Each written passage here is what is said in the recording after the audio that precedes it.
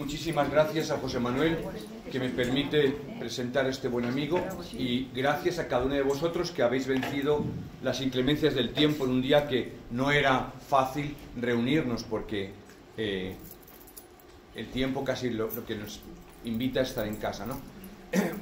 Haciendo gracias a cada uno, de verdad, y especialmente al ponente que viene desde Alcalá de Henares, ¿no? Que ahí estaba a punto de decirte que te pases por Canillejas, que es el centro del mundo, porque yo vengo desde allí, ¿no?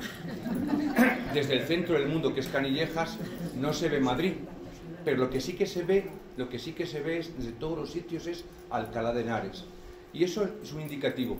Durante muchos siglos, incluso milenios, porque Complutum es una fundación carpetana, o sea, previa a los romanos. Complutum ha sido el centro de la Carpetania. Cuando la fe cristiana llega a nuestras tierras, a lo que llamamos hoy la Comunidad de Madrid, antiguamente la Carpetania, la fe cristiana arraiga, y de hecho Alcalá, la antigua Complutum, es testigo del martirio de dos chavales.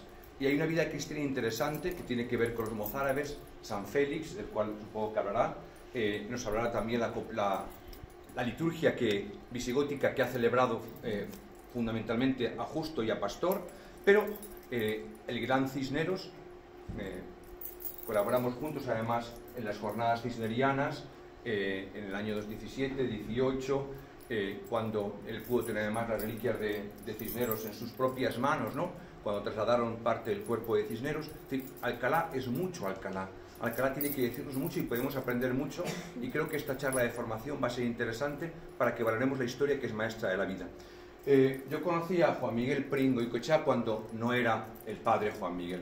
Era, aunque le veis tan joven, ya tiene una trayectoria. De hecho, es de los locos que el día de mi ordenación de diácono, el día 4 de septiembre de 1983, ya ha llovido, 83, se dedicó a cantar los kiries mozárabes en mi ordenación. Nadie sabía que eran los kiries y nadie sabía que eran los mozárabes, pero el arzobispo, el señor Suquía, gozó un montón, y luego volvió a mi primera misa un año después, el 13 de enero, el 16 de enero, de San Fulgencio, a volver a cantar los mismos kiries. Es decir, que nos une muchísimo trayectoria, más de 40 años de conocimiento. Él es párroco en una de las parroquias interesantes y llamativas de Alcalá, que es la parroquia donde se bautizó Cisneros, Santa María, Santa María la Mayor, no, Cervantes, Cisneros, esto es Laguna, Cervantes, no era el mismo sitio, pero es la misma parroquia, y es el párroco de Santa María de Alcalá, una parroquia muy interesante y preciosa, además, en el pleno centro de la ciudad de Alcalá. Desarrolla una labor pastoral importante, pero también es el delegado de cultura de la diócesis, con lo cual es una autoridad en este campo, una autoridad en Alcalá, y yo ahora agradezco muchísimo que esté aquí. Nos ha unido una amistad tremenda por muchas razones. Él ha trabajado, lo va a ir diciendo, ha trabajado mucho, tiene proyectos ahí interesantes. Hablábamos con Ángela Franco hace un momentito de la exposición que va a tener lugar a final de este año, que además tiene mucho que ver para Gotia, porque es parte de nuestra propia visión y tradición. Yo no le quito más tiempo, nada más que dar las gracias en nombre del presidente, en nombre de toda la asociación Gotia, tanto de la hermandad como de la fraternidad, que ahora estamos caminando en una fusión interesante. Y después de la charla supongo que habrá un aviso interesante que dará José Manuel para recordaros lo importante de la peregrinación que haremos que la asociación haremos a Roma en el mes de septiembre. Entonces hay todavía plazas, y es bueno, interesante que lo difundáis, ¿de acuerdo? Porque la convivencia, se puede invitar a determinados familiares, invitar a otros amigos que pueden conocer así Gotia. La preside el presidente de Gotia, el padre José Manuel, y estáis todos más que invitados a interesaros. Sin más, dejo la palabra al padre Juan Miguel para que nos ilustre. Gracias. Muy bien, Manuel, gracias. Además de cantar en sus primeras misas, también he tocado el violín ahí en la ermita de San Isidro, con Salterium. Lo iba a decir todo el currículum, pero es que hemos traído muchísimo material. La ermita es una broma. Y estábamos juntos con con Nueva Tierra y luego con Comunión y Liberación hemos tenido muchísima relación con la ermita de San Isidro. El primer concierto que dimos en la ermita cuando se reabrió, estuvo él con el grupo, ¿eh?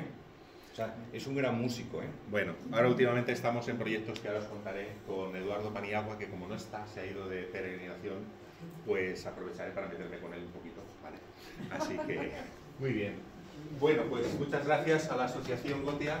Os traigo también el saludo de la Capellanía Mozárabe de Alcalá de Henares, que ya sabéis que existe, que celebra todas las semanas, y que, eso es, en la ermita de Santa Lucía, y que hace unos días ha tenido una jornada, la jornada Homoousios, con motivo del aniversario de Nicea, etcétera, que la podéis ver porque ya está el vídeo colgado, seguramente os lo habrán pasado, así que son momentos importantes.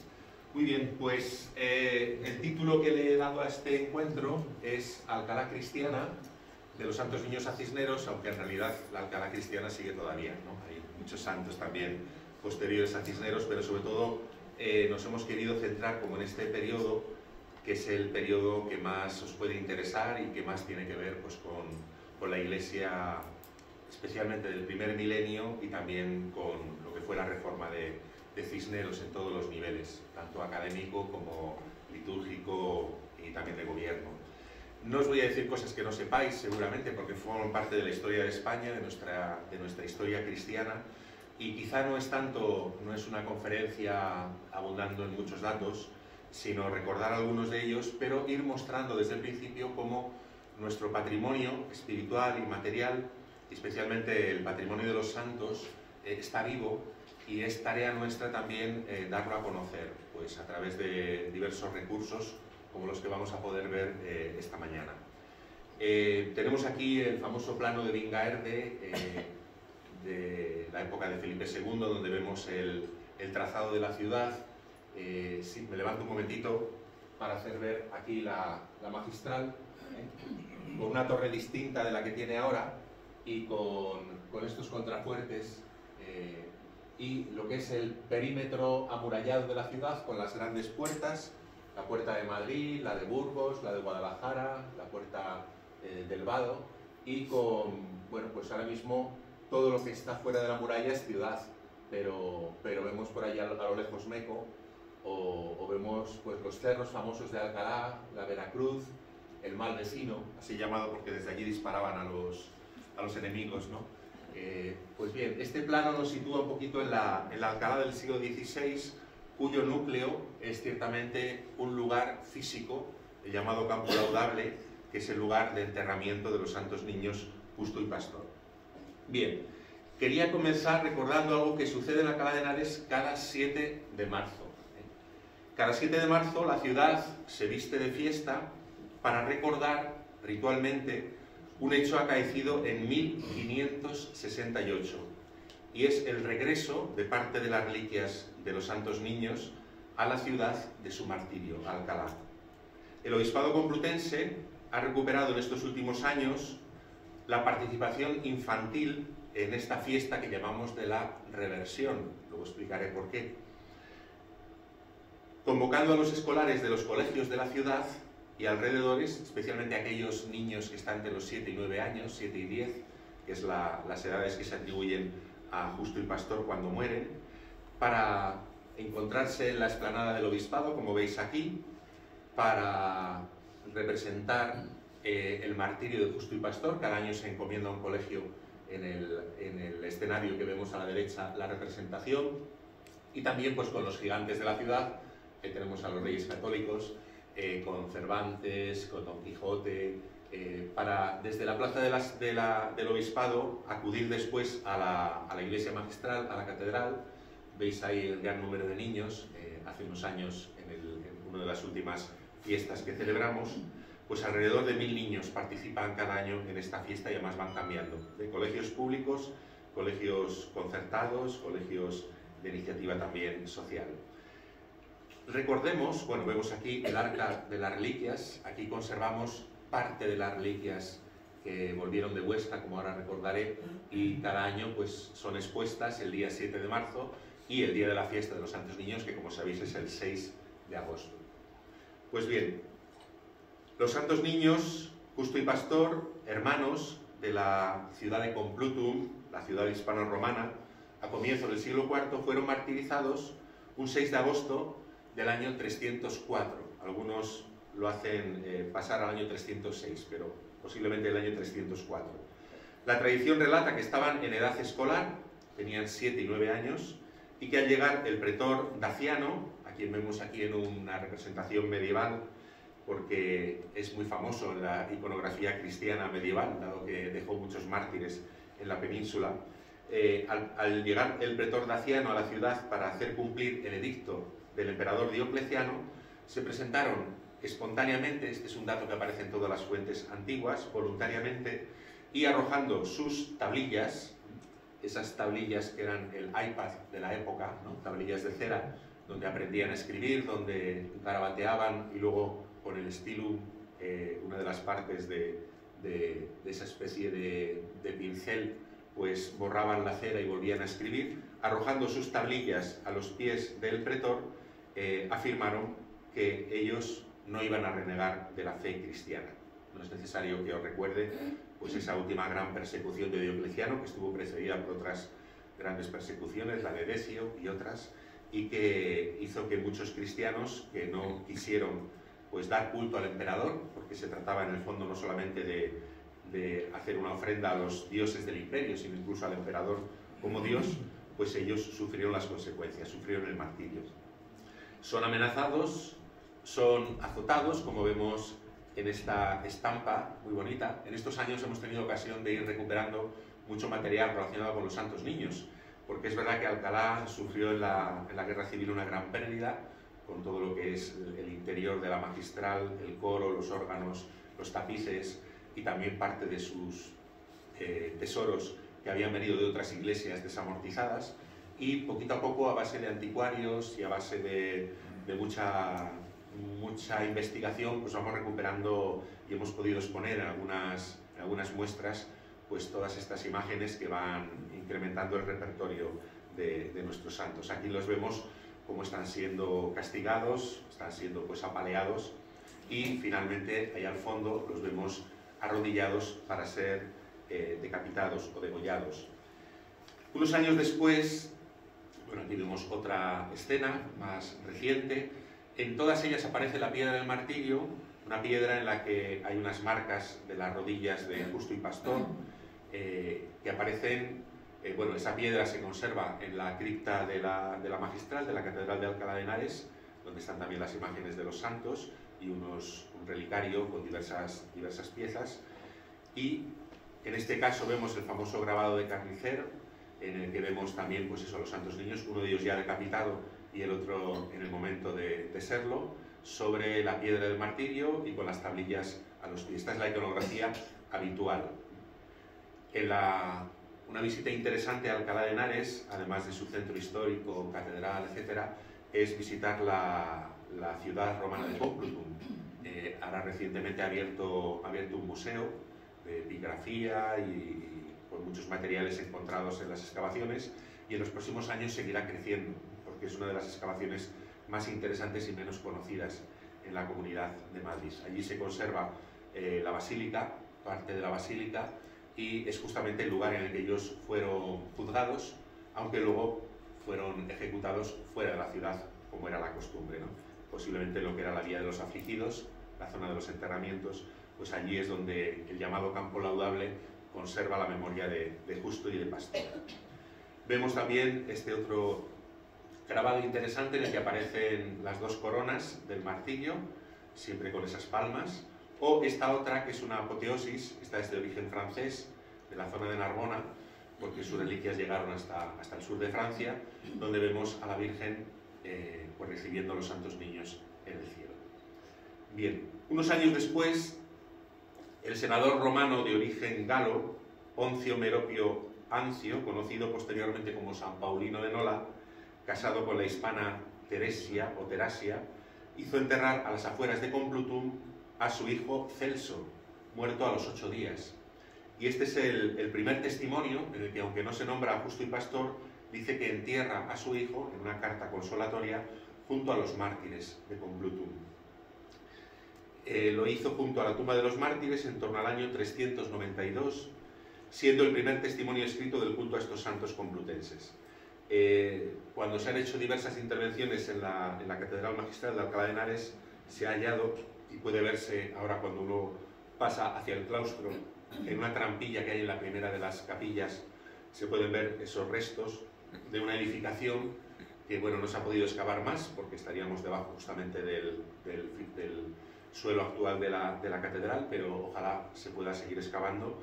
Se ha hecho una reconstrucción virtual de cómo pudo ser aquel primer lugar, aquella Cella Martyrum, en este caso, un primer lugar de culto a los dos mártires, de los que se nos dicen los himnos que tenían doble sepultura.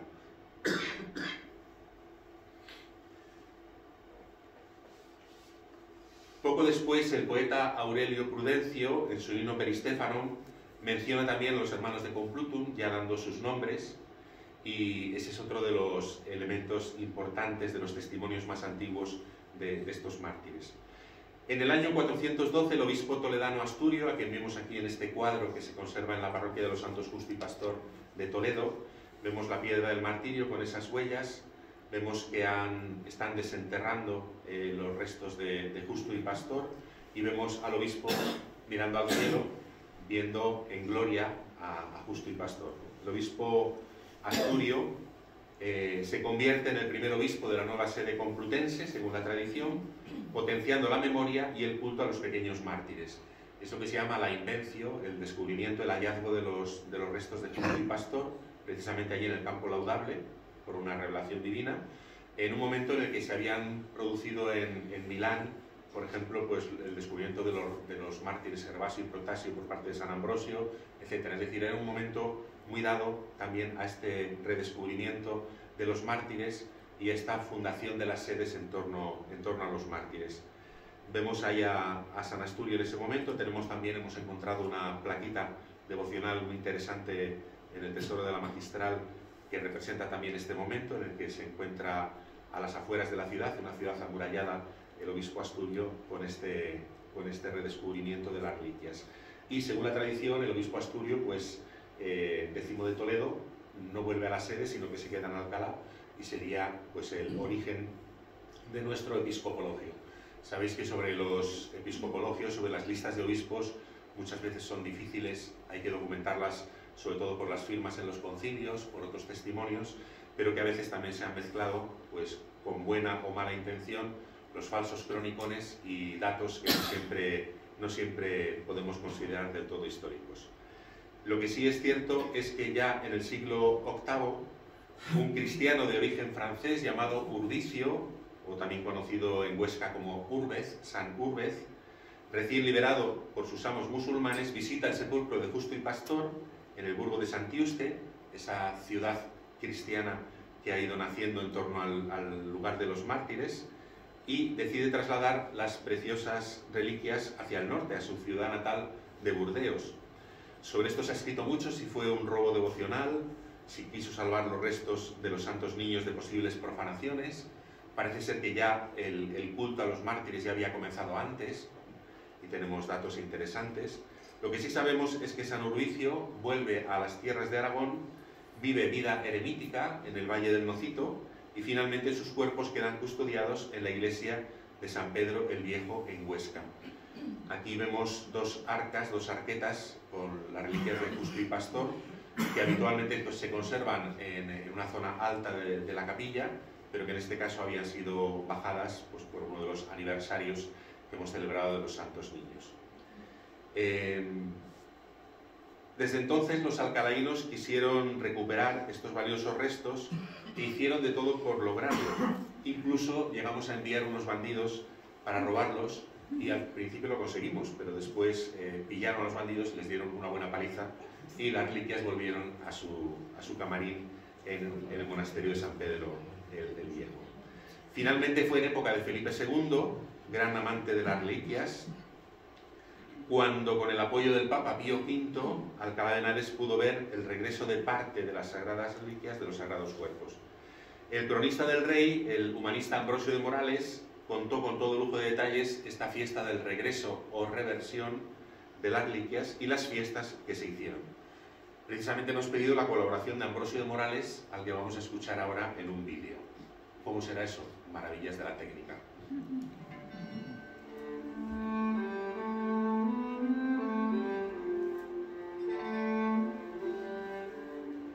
Es posible que muchos de ustedes no sepan quién soy.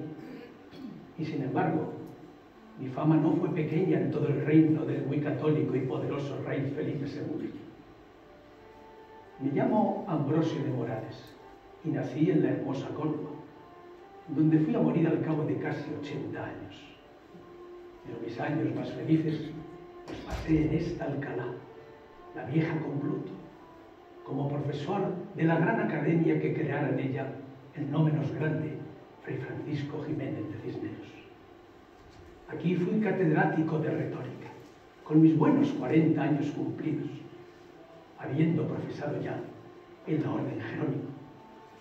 Pero hablemos sin demora de justo y pastor, que es lo que aquí y hoy nos convoca.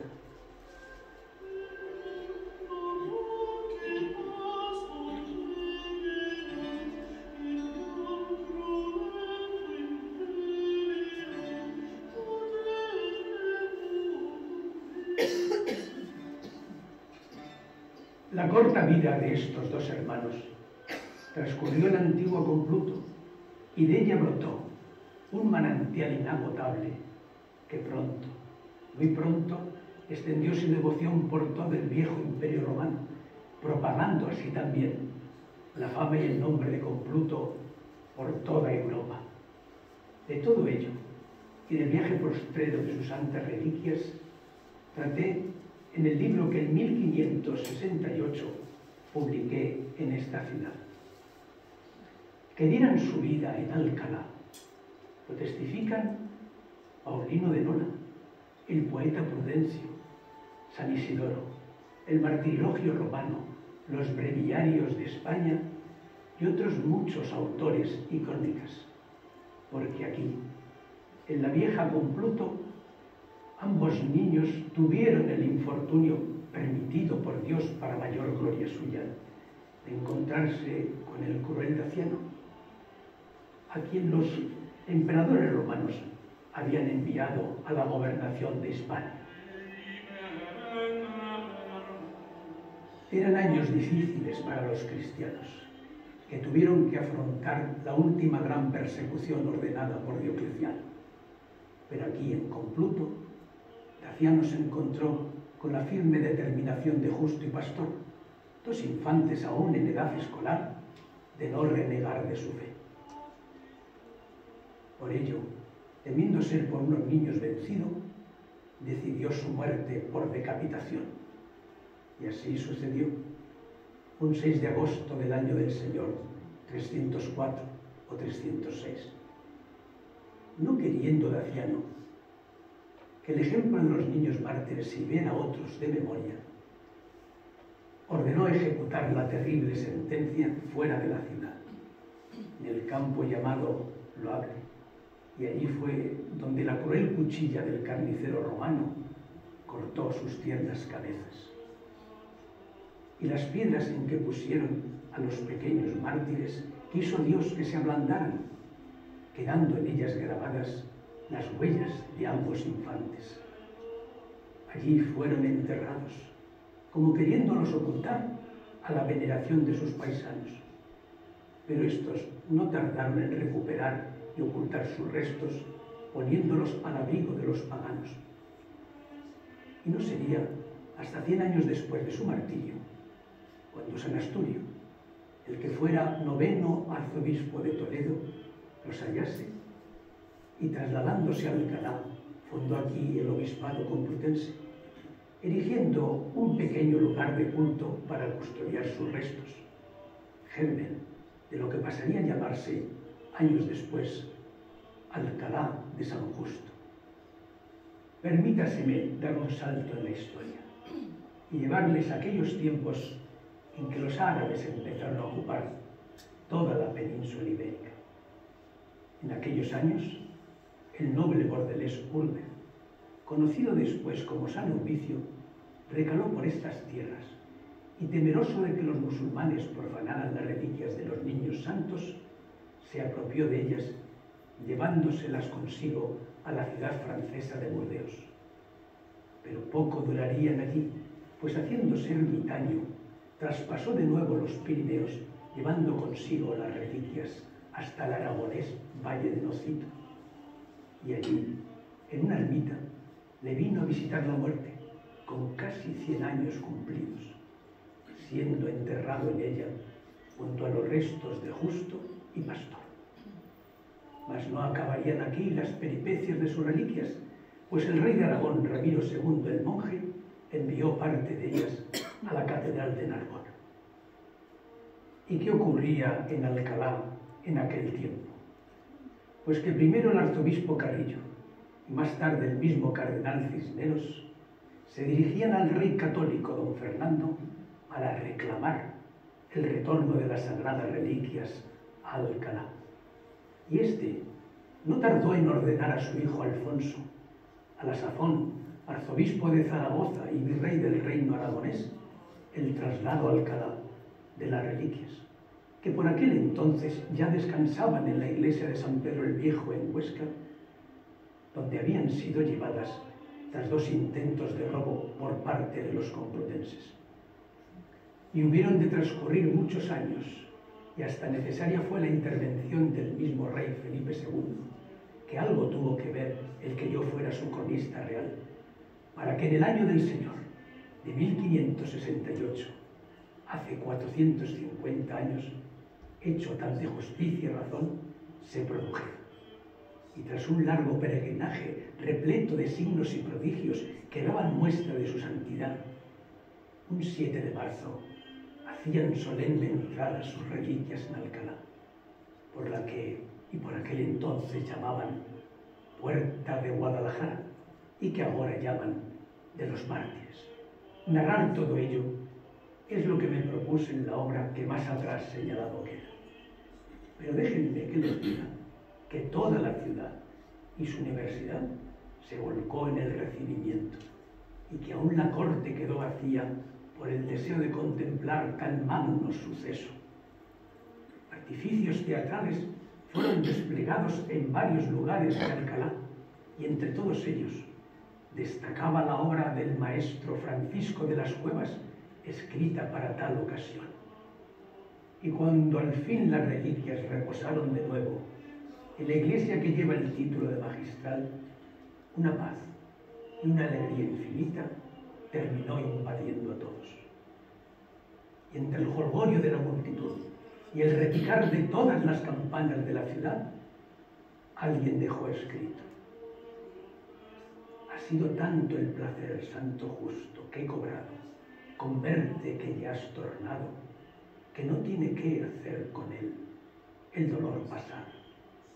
Y ha sido tal la alegría, pastor, que en verte he sentido, que tomara por partido que te fueses cada día, con tal que te vea venido. Y yo, Ambrosio de Morales, en Alcalá de Henares se lo he contado. Dulcite qualis sacrate, passionis unitas. Bueno, este vídeo es una de las cosas que hicimos el año que celebrábamos la reversión. Contactamos con este profesor de literatura de instituto, que formaba parte de un grupo de teatro de Alcalá, y se prestó, memorizó todo lo que hemos escuchado, no tenía ningún texto delante, ¿no?, como los buenos actores, y la verdad es que nos permitió pues poner rostro a Ambrosio de Morales en esa obra, que se puede consultar, está disponible, en la que él va narrando todo lo que sucede en la ciudad de Alcalá, bueno, desde Huesca hasta que llega a Alcalá, pasando por diversas poblaciones, y sobre todo las obras literarias y musicales que se hicieron.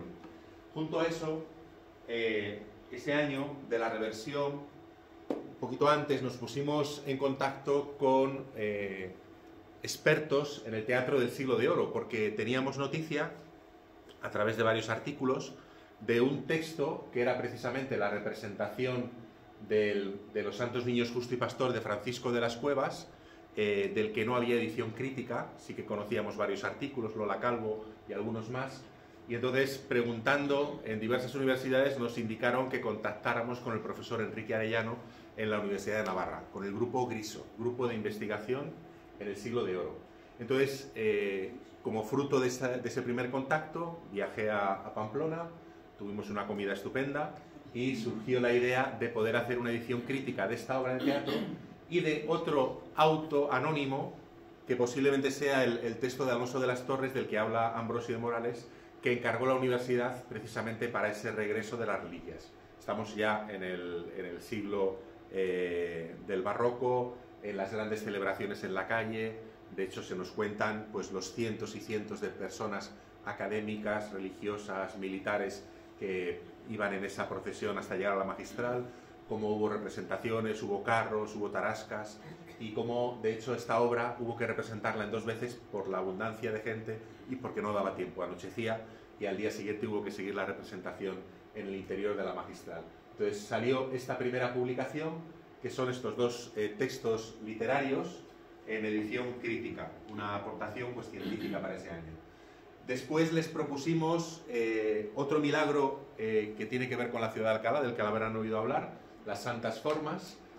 Tenemos de hecho la capilla, precisamente en mi parroquia en Santa María, la capilla de las Santas Formas, que es capilla de adoración perpetua. Y el milagro de las Santas Formas, de manera resumida, es un milagro de formas incorruptas que son entregadas a un jesuita. La iglesia de Santa María es la antigua iglesia de los jesuitas, porque la iglesia de Santa María la mayor fue destruida en la guerra. De ella se conserva solamente la Plaza Cervantes, lo que llamamos la capilla del oidor y la torre. Y en esta iglesia de jesuitas, un ladrón arrepentido, morisco según algunos, entrega unas formas fruto de un robo a un hermano jesuita, y este hermano consulta con la comunidad y deciden no consumirlas, sin saber si son formas consagradas o no, si son formas que puedan estar envenenadas. Entonces esas formas son custodiadas, pasa el tiempo, no se corrompen, hacen algunas pruebas con ellas, las colocan en un lugar húmedo junto con formas no consagradas. Las formas no consagradas inmediatamente se pudren y estas formas no, y así al cabo de bastantes años, y con las visitas de autoridades tanto de la Compañía de Jesús como de la Universidad de Cisneros como del Arzobispado de Toledo, finalmente se declara el milagro.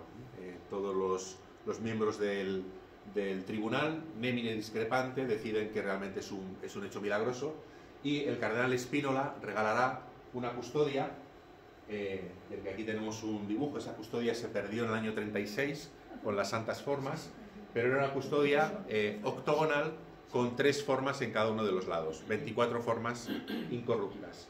En los días primeros de la Guerra Civil, cuando queman la magistral y se asesinan a varios sacerdotes, sacristanes, etcétera, en la ciudad, esta custodia que había pasado de la iglesia de los jesuitas desamortizada a la magistral, pues desaparece. Todavía no hemos podido encontrarla, aunque no está dicho que no pueda estar escondida en algún lugar. Se ha buscado en muchos sitios y no se ha encontrado. Entonces, este milagro era narrado por Juan Pérez de Montalbán, también en un texto del que tampoco había una publicación científica, y entonces ellos publicaron este auto sacramental de las Santísimas Formas de Alcalá. Estos 2 los hemos representado a nivel un poquito aficionado, con personas de la diócesis, pero esperan todavía una representación pues, más profesional. Y últimamente, como fruto de esta colaboración con el grupo GRISO de la Universidad de Navarra, hemos publicado también la comedia famosa de San Diego de Alcalá, de Lope de Vega, y junto a otros textos que tienen que ver también con San Diego. De tal manera que, bueno, este es un ejemplo de trabajo en común con instituciones, en este caso, pues especializadas en historia, en literatura, en filología, para aportar a los hombres de nuestro tiempo el conocimiento de estos hechos históricos, ¿no? Ha sido pues siempre un trabajo muy, muy fecundo. También hemos publicado una novela gráfica, una especie de cómic, sobre los santos niños Justo y Pastor. Lo hemos llamado así, La Ofrenda. Aquí vemos la antigua ciudad de Complutum, que se puede ver a vista de cigüeña, en este caso, por ser el pájaro clave de Alcalá de Henares, como saben. Entonces vamos a ver también aquí un breve vídeo explicando esta novela gráfica, que también está disponible en papel y próximamente también en digital, que tiene como finalidad pues recrear la historia de Justo y Pastor y divulgarla pues a un público más amplio, ¿no? La idea de esta publicación fue un pequeño folleto que hicieron desde el Ayuntamiento de Alcalá de Henares, donde se hablaba de la ciudad romana de Complutum y no se mencionaba para nada la presencia cristiana ni la presencia de Justo y Pastor, ¿no? Entonces aquello me dio la idea de decir, bueno, pues les vamos a ganar por goleada, ¿no? Vamos a hacer algo parecido, pero bastante más amplio. Y la verdad es que providencialmente en ese momento conocí a las dos personas que vamos a ver ahora en el vídeo, que son dos personas muy conocedoras del mundo romano, muy vinculadas a Tarragona, a su museo y a la Pasión de San Fructuoso, que se ha representado allí durante muchos años. Y entonces surgió la idea de poder hacer esta publicación.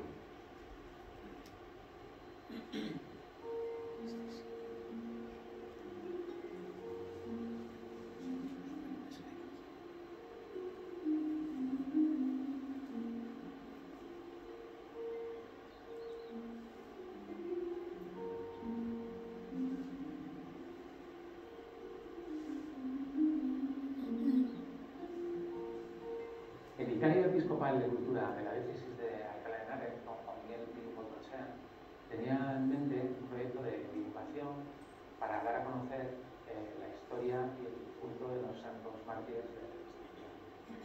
Nosotros, cuando nos dimos a conocer, le explicamos las múltiples disciplinas y especialidades en las que llevamos desarrollando, trabajando en los últimos 25 años. Una de ellas es la conservación y restauración de obras de arte. También le contamos nuestra especialidad dentro de la reconstrucción histórica y del living history. Y también le hablamos de que, en concreto, la especialidad nuestra estaba dentro del arte histórico grecorromano, en concreto técnicas históricas, técnicas artísticas de la antigüedad.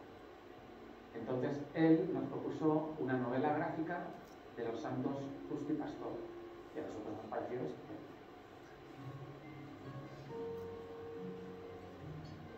La novela gráfica creo que aporta una riqueza tremenda porque recrea una historia, nos acerca a los protagonistas, que en este caso son los niños, al mundo hispano-romano, que ellos vivieron, a las costumbres familiares, a las costumbres escolares, también a toda la temática de por qué la persecución a los cristianos, cómo era también el mundo del derecho romano. Y creo que está dirigido no solamente a los niños, seguramente lo van a explicar, es una historia amplia, sino de manera también particular pues, a los jóvenes y a los adultos.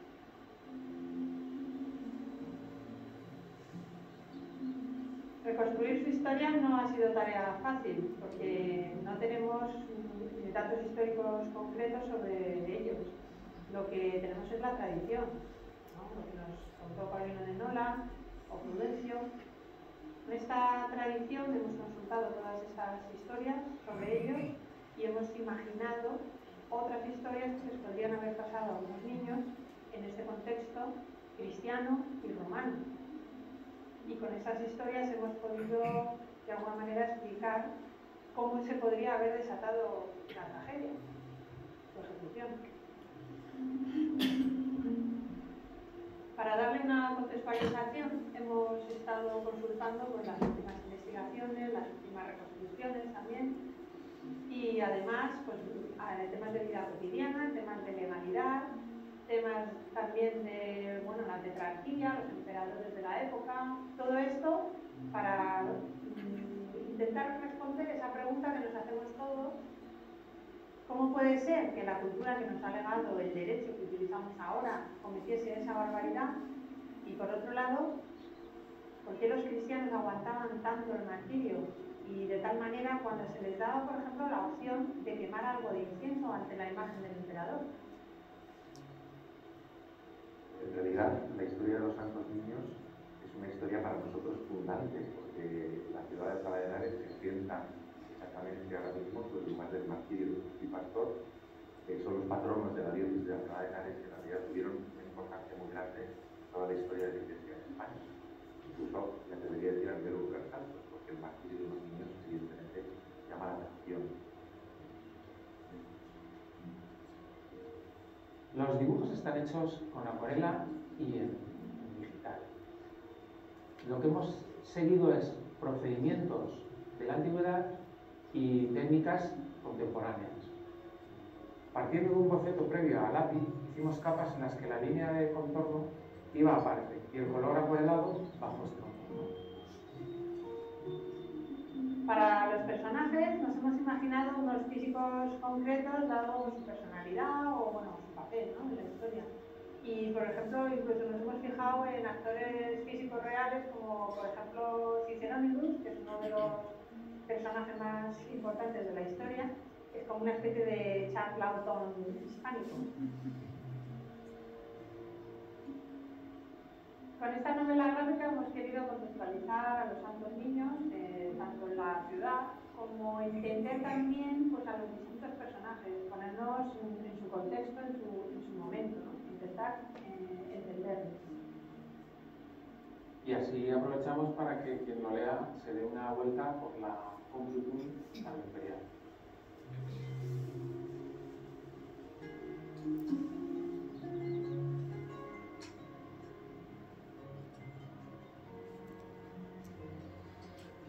Bueno, este era otro ejemplo de colaboración pues, con personas que trabajan en estos mundos culturales y que tienen además la capacidad de hacerlo. Entonces, por desgracia, la Iglesia ha dejado de ser comitente de muchas de estas cosas que antiguamente hacíamos, ¿no? Cuando encargábamos a los pintores, a los escultores, o encargábamos una comedia o una geografía, pues creo que, aunque sea con pocos medios, pero tenemos que seguir haciendo este tipo de cosas, ¿no? Aquí colaboró la Asociación de los Santos Niños Justo y Pastor de Alcalá de Henares, por supuesto.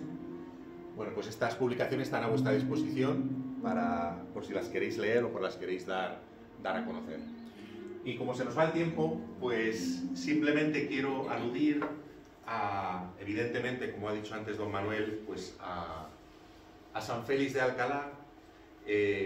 Estamos precisamente ahora preparando también una publicación sobre San Félix, un pequeño libro de unas 120 páginas, donde recojamos pues, la investigación histórica sobre San Félix, algunos textos litúrgicos y literarios y alguna cosita más. San Félix, lo que sabemos de él es que nace en Alcalá de Henares de padres musulmanes, que se convierte en la zona norte de España, se hace monje, después recala en Córdoba y allí pues, muere mártir junto con los otros mártires de Córdoba en la época de San Eulogio.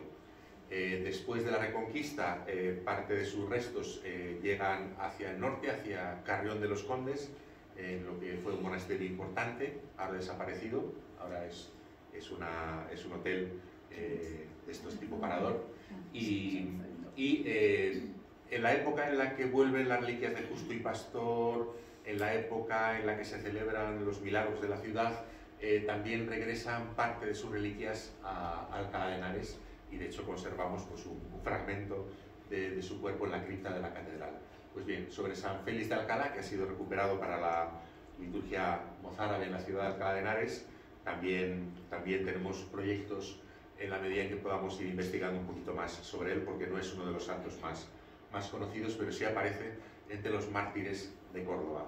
Y por supuesto San Diego de Alcalá, al que no voy a entretener porque este es mucho más conocido, que sin duda es pues uno de los santos más populares y más queridos en Alcalá de Henares. Murió siendo portero en el monasterio de Santa María de Jesús, que luego se llamaría Convento de San Diego, que después fue cuartel y que ahora es la biblioteca de la universidad, ¿no? Justo al lado del edificio de San Ildefonso. Pues bien, sobre San Diego únicamente unas redondillas que se dedicaron a nuestro santo, en las que se habla precisamente de la ciencia de San Diego. Dice: oh soberana lección, celestial sabiduría, que andaba tu librería colgada de tu cordón. ¿No? La sabiduría de San Diego era su oración, era su rosario que llevaba colgando, ¿no? Y uno de los sonetos con que se celebró en Alcalá la fiesta de su canonización reza: ¿qué mudanza es aquesta, San Diego? ¿No sois vos el humilde mendicante, al parecer de todos ignorante, tenido por un fraile simple y lego? Paréceme que se os ha trogado el fuego, pues en la honra estáis tan adelante, que de reyes y sabios tenéis juego.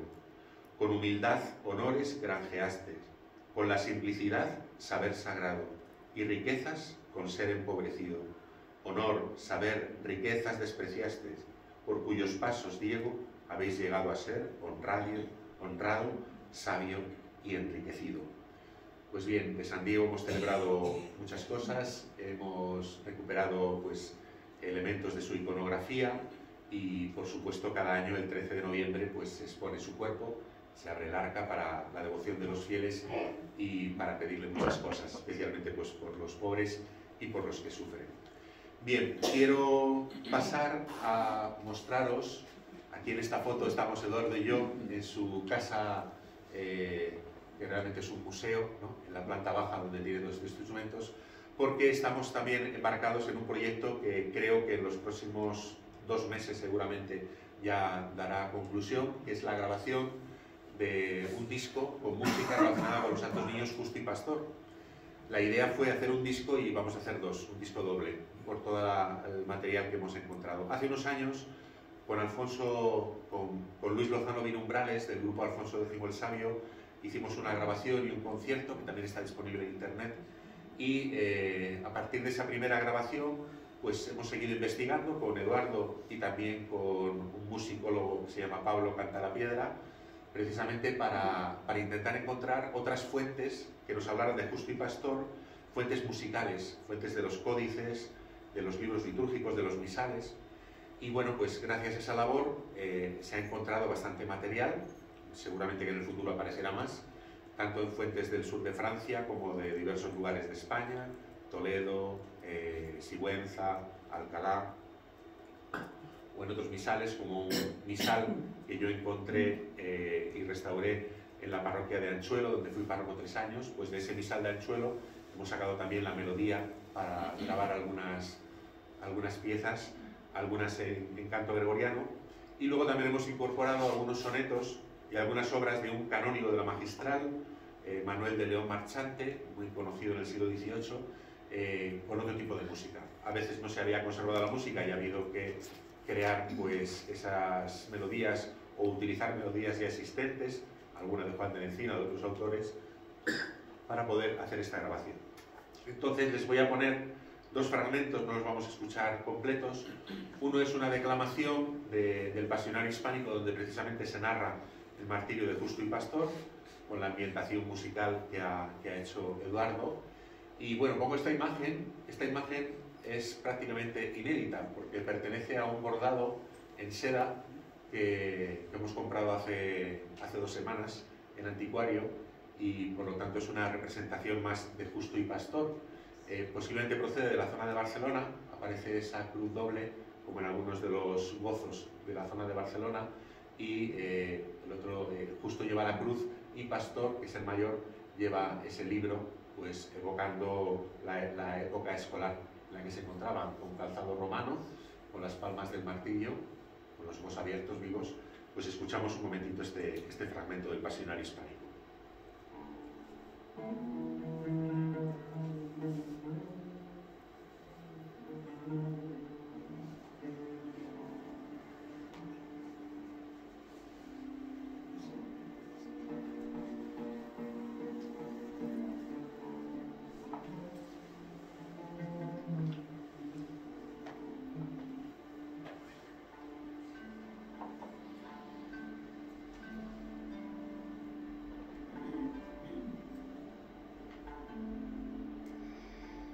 Cuando el crudelísimo Daciano recorría rabioso todo el mundo, hasta el punto de que atormentaba con diversos tipos de suplicios a todos los cristianos, el azar de su viaje lo llevó a la ciudad de Cómputo.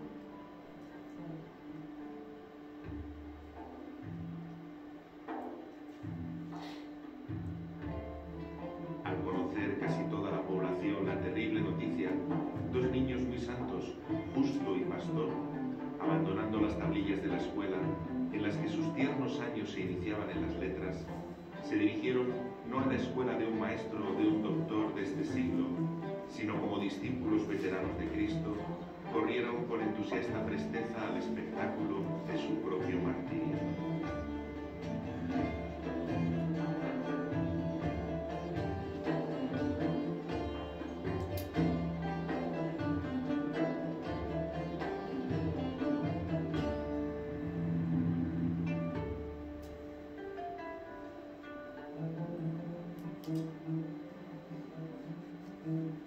Daciano lleno de indignación, ordenó que fuesen detenidos sin ser oídos y fuesen azotados, temiendo que si los conducían ante su presencia para ser interrogados, fortalecerían los ánimos de los presentes para la confesión del nombre de Cristo, y que si no los doblegaba, se vería públicamente que su maldad era vencida por unos niños.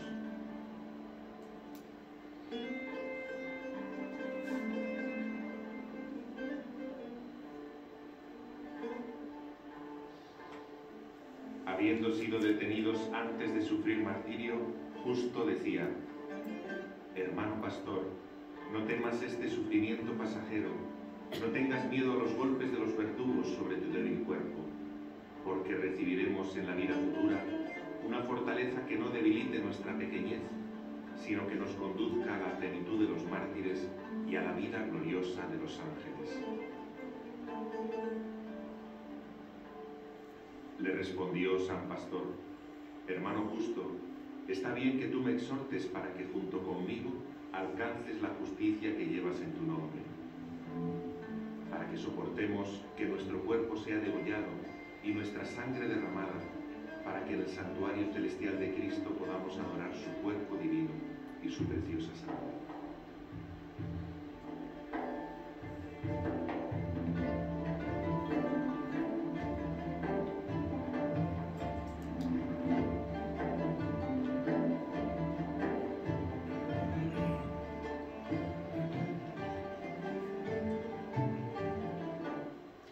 Salto, y de este solamente vamos a escuchar el comienzo para que veáis un estilo muy distinto. El otro era pues ese recitado del pasionario hispánico que nos da todos esos datos de la tradición, y aquí estamos ya en una composición del siglo XVIII, en un poema que habla de, pues eso, de que en lo más fértil del año se produce la plantación, la semilla de la sangre de Justo y Pastor. La ilustración es del Misal Rico de Cisneros, una de las letras capitulares, de las iniciales, muy bonita, donde aparece Justo y Pastor pues con la tablilla en la mano, como repasando su lección, con las palmas del martirio abrazados, en un lugar precioso, en un lugar idílico. Solamente pongo el comienzo.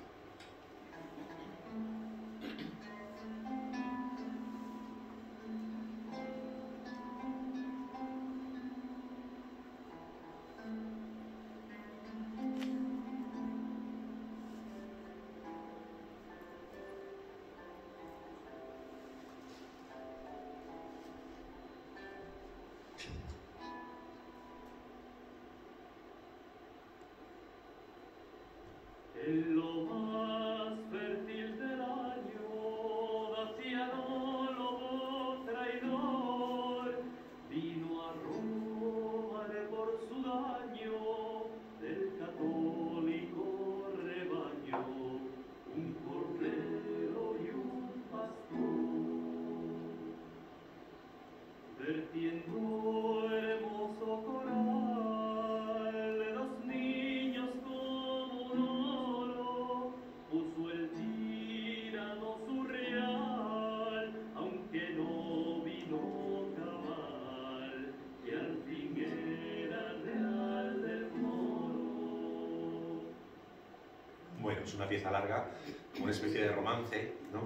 Pero las figuras literarias son muy bonitas, ¿no? O sea, cómo se identifica a Justo y a Pastor, ¿no? Es un cordero y un pastor, y cómo se va narrando pues todo lo que es el martirio. Son diversas formas de ir incrementando la memoria de Justo y Pastor, pues también a través de las imágenes, a través de los sonidos, a través de los relatos literarios, etc.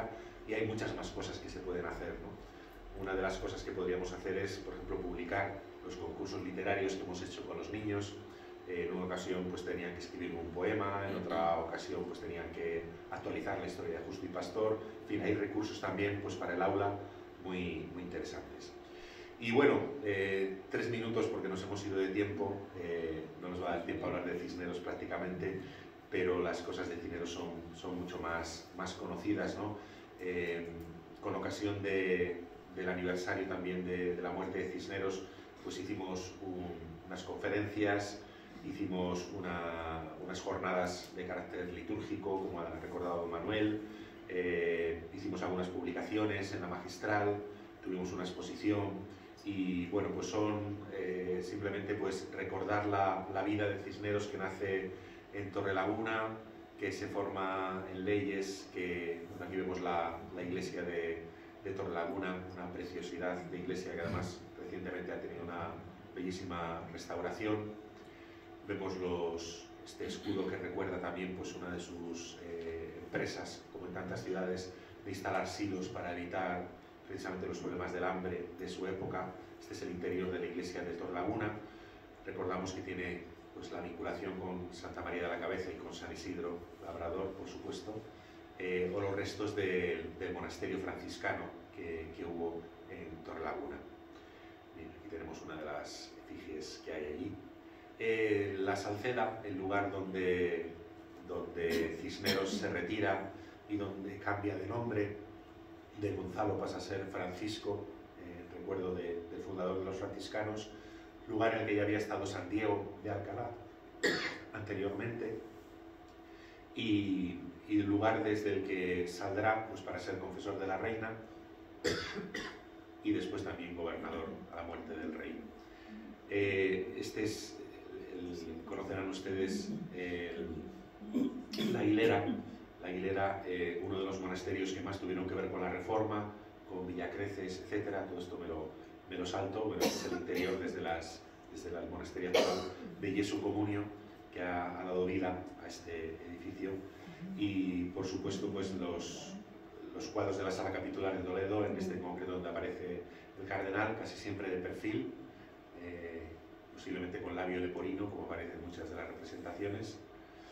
Y bueno, pues la vinculación que ha tenido Alcalá con Toledo, por supuesto, en todos estos siglos, desde la desaparición del obispado y su incorporación al arzobispado de Toledo hasta el siglo XIX, con la creación de la diócesis de Madrid-Alcalá y después la restauración de la diócesis de Alcalá, la capilla mozárabe, con todo lo que supone la obra de Cisneros a través de Alonso Ortiz, pues en la impresión de los libros mozárabes, del misal rico, del misal mixto, el misal rico, y también de los breviarios góticos. Sobre todo esto pues ya lo conocen ustedes, la escena de la batalla de Orán, cuando el sol es detenido, o pues eso, todas estas fuentes que tenemos para poder intentar recuperar, lo cual no es fácil, la música de la liturgia hispano-mozárabe.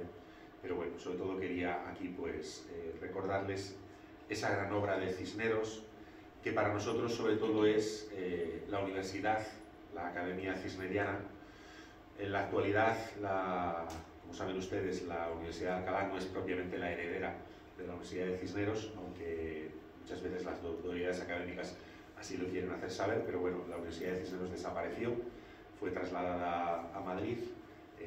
La Universidad Central de Madrid se acabó llamando Universidad Complutense, robando el nombre de Complutum, pero bueno, y también pues con muchos de sus fondos en los diversos archivos. Pero sí que es verdad que últimamente hemos recuperado, por ejemplo, en Alcalá de Henares, pues una celebración de comienzo de curso en la magistral, con después un recorrido académico desde la magistral hasta la universidad. Y aunque las autoridades académicas normalmente pues no lo suelen poner en la convocatoria inicial, se sigue haciendo, y el obispo puede dirigirse al claustro académico en la propia iglesia magistral, en la catedral, participando después en el acto ya oficial de apertura de curso en el paraninfo de la universidad, ¿no? Y también pues esa exposición que anunciábamos que estamos organizando junto con la universidad y el ayuntamiento sobre los orígenes de la sede complutense, en realidad un poquito toda la historia de la diócesis, que tendrá 3 sedes en Alcalá de Henares: la capilla del Oidor, la capilla de San Ildefonso y el monasterio de San Bernardo. Y también pues una noticia que es interesante, que creo que nos interesa a todos, que es que la ciudad de Alcalá de Henares va a recuperar o va a incorporar en el monasterio cisterciense de San Bernardo, fundado por el cardenal Sandoval y Rojas, una sala relicario procedente de Boadilla, de unas monjas cistercienses que han donado a nuestra diócesis para que se ubique precisamente en un monasterio del Cister, y precisamente es de la época de la fundación del monasterio, por lo cual también será pues un elemento más para visitar Alcalá, visitar esta sala relicario. No está siendo fácil porque naturalmente pues han intervenido todas las administraciones, tiene que haber una consolidación de las reliquias y después una instalación respetando la distribución original de esa sala pues en el monasterio de Alcalá de Henares, pero esperamos que para cuando inauguremos la exposición pues esa sala relicario, esa ipsanoteca, pues también esté disponible. Bueno, aquí vemos la escena de los bautizos masivos en Granada, la relación entre Cisneros y Hernando de Talavera, la evangelización de los indios, los bautizos de aquellos primeros indios que llegaron con Colón de América, o bueno, pues vemos el actual Colegio de San Ildefonso, la fachada preciosa de la Universidad de Alcalá o el patio de Santo Tomás de Villanueva. Naturalmente que en esta Alcalá cristiana pues hay muchos otros santos, ¿no? San Ignacio de Loyola, del cual ya hemos hecho una celebración y ahora haremos la segunda celebración de su estancia en Alcalá de Henares como origen después de la fundación de la compañía. Se ha podido demostrar que en Alcalá de Henares asistió a las clases, porque algunos decían que no había sido un buen estudiante y se había dedicado más bien pues, a la evangelización, pero realmente estuvo matriculado y asistió a clases, hizo amistad con muchos profesores, y es en Alcalá donde seguramente por sus problemas también de envidias, de celos y con la Inquisición, pues San Ignacio decide que los jesuitas tienen que formarse muy bien y a partir de ahí fundará el primer colegio máximo precisamente en la ciudad de Alcalá, lo que es la actual Facultad de Derecho junto a la Iglesia. Por supuesto, toda la labor de la políglota, toda la labor de la imprenta, la edición de publicación de obras de santos, ahí no voy a detenerme ahora, pero lo traía escrito, y por supuesto pues, el impulso dado a la investigación filológica en torno a la Sagrada Escritura con la políglota y con los grandes humanistas de la época, pues que ofrecieron un instrumento para que los eruditos y los humanistas pudieran conocer mejor las lenguas originales de la Sagrada Escritura y pudieran ofrecer versiones mejores, ¿no? Bueno, tenemos toda una serie de imágenes de Cisneros bautizando, etc. Tenemos en Alcalá de Henares un convento, el convento de las Juanas, donde se conserva uno de los testamentos de Cisneros y también esta cruz relicario que Cisneros solía llevar, y bueno, y el sepulcro, en este caso cenotafio, está vacío en la capilla de San Ildefonso, pero sus restos conservados bajo el altar mayor de la iglesia magistral de la catedral, y parte de ellos también trasladados. Esta es la capilla de San Ildefonso, se ha restaurado y ahora luce todavía mucho más bonita, con el sepulcro de Cisneros en la magistral delante del altar mayor antes del incendio del 36, en el que cayó toda la cúpula encima. Aquí vemos cómo quedó, pero pudo ser recuperado. Y debajo de esta lápida sencilla, en el altar mayor de la magistral, los restos de Cisneros. Esta lápida la levantamos el año aniversario de la muerte de Cisneros. Se hizo un reconocimiento de los restos, de lo que se llaman las cenizas, que en realidad eran los restos pues, muy deteriorados de Cisneros, porque estuvieron mucho tiempo en la capilla de la universidad, con muchas humedades.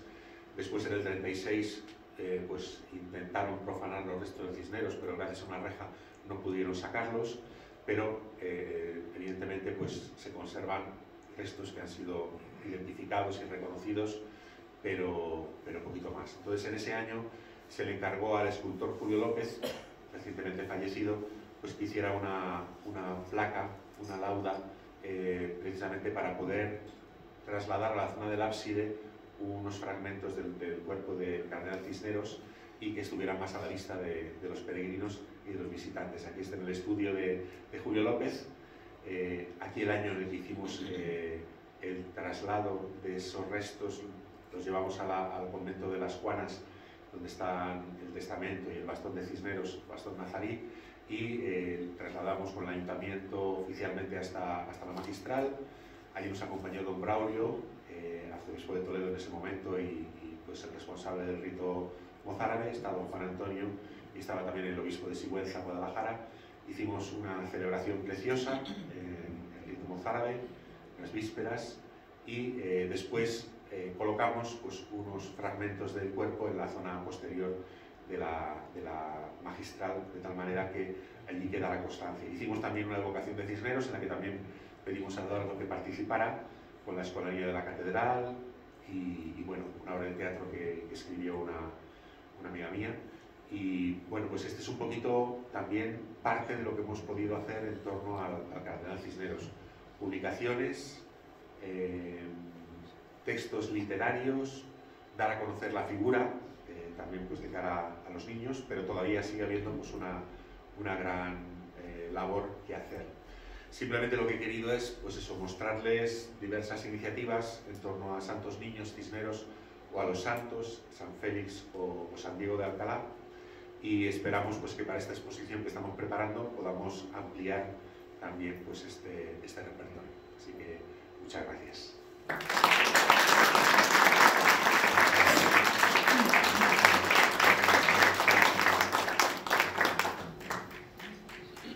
Bueno, le agradecemos la presencia, Perdonad por charla haber recortado. tranquilo. Y esperamos eso, que para el año que viene ya en esta exposición pues podamos también tener una de las actividades de la asociación, ir a Alcalá y revivir de todo esto que nos has hecho este anticipo. O sea que, y a comer postrada, que es un postre típico. Muy rico. Bueno. Antes de terminar, simplemente ya lo había anunciado el padre Manuel, recordaros que estamos organizando en la asociación, en Gotia, la peregrinación con motivo del Año Santo a tierra, a Roma, y también, como es el 1700 aniversario del primer concilio ecuménico, del concilio de Nicea, vamos a aprovechar que estamos en Italia para visitar la tumba de uno de los que fueron partícipes de este concilio, de San Nicolás, en Bari. De manera que animaros, que lo comuniquéis, porque será una actividad que queremos también abrir a quien quiera participar, no solamente los que somos miembros de Gotia, sino también es una manera de invitar a otros para compartir con ellos y también para que nos conozcan, de manera que sea una manera también de evangelizar y de dar a conocer nuestra asociación.